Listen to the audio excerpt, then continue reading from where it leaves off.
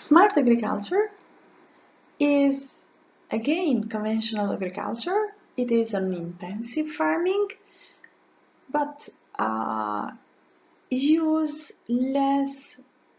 to use less, especially pesticides, and to use less inputs in general because it based on the precision. That's why it is called even precision agriculture, because is based in monitoring and then use of inputs with high precision.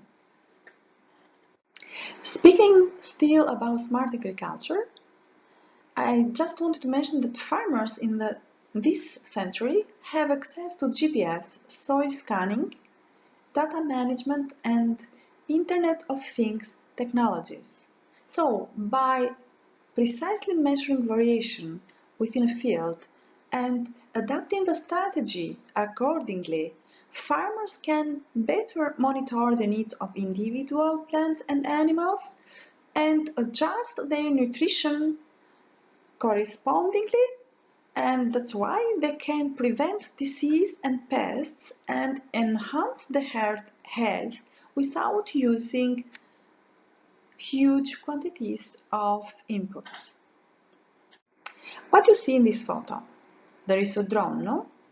But it's not used to take photo or to do video, but is to monitor and is used in the precision agriculture or smart agriculture.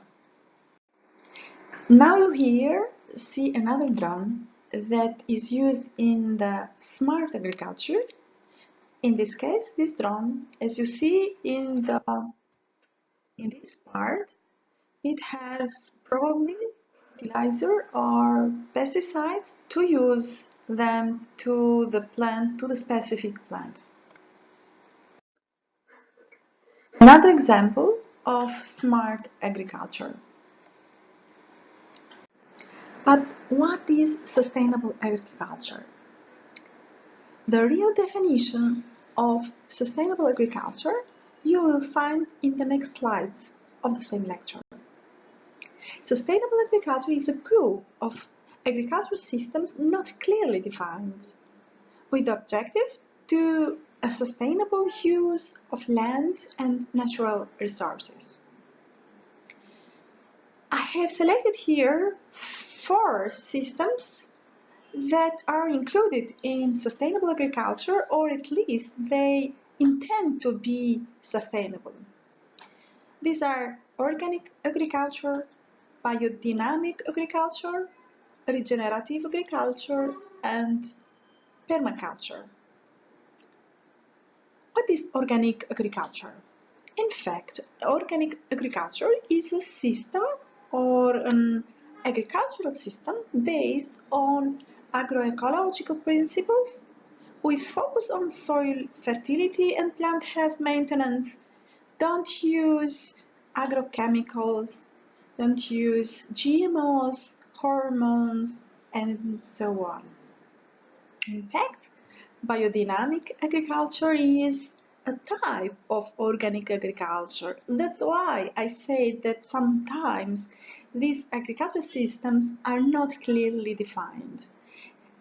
Biodynamic agriculture can be certified according to EU regulation because it respects all the principles of organic agriculture, and for more, it includes a spiritual dimension, lunar cycles, extracts, etc.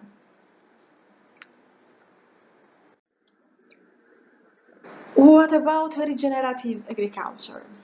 Regenerative agriculture aims to capture carbon in soil and above ground biomass, reversing current global trends, for example, climate change.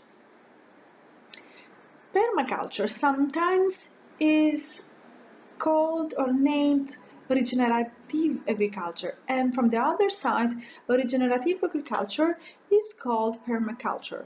They have slight differences. Here I wanted just to mention that permaculture is the development of agriculture ecosystems intended to be sustainable and self-sufficient. Here I'm presenting to you a nice photo. It is an organic agriculture that produces vegetables. What I want mainly to focus here is the biodiversity. So, one organic agriculture don't use monoculture. It tries to increase the biodiversity as much as possible. What you see here, you see hens that are free in the nature.